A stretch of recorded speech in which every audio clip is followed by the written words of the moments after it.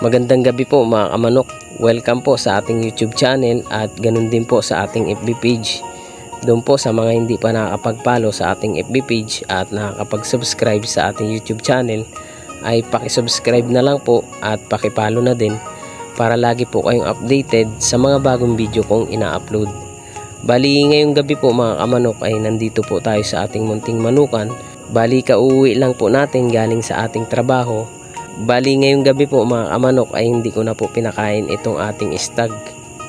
At kaya hindi po natin pinakain ito dahil pupurgahin po natin o bibigyan natin ng pamurga. I-share ko lang po sa inyo mga kamanok kung ano yung aking binibigay na pamurga sa kanila. Bali ito po yung pamurga na aking binibigay. Dalawang klase po ito. At ito po yung ordinary brand at ito po yung ginagamit ko naman kapag sasabak po sila ng 7 days conditioning o 21 days conditioning. Bali kapag hindi naman po natin ilalaban yung ating manok, ang ginagamit ko pong pamurga sa kanila mga kamanok ay ito pong Hammer o kaya Bermex o iba pang brand. Ito po yung ordinary brand.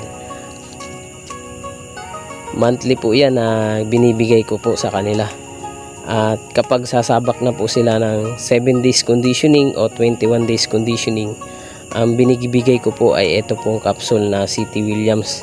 Sa akin pong experience mga kamanok, bakit po ito yung binibigay kong pamurga na CT Williams kapag sasabak po sila ng 7 days conditioning o 21 days conditioning, mas mabisa po itong CT Williams compare po dito sa ordinary brand na pamurga.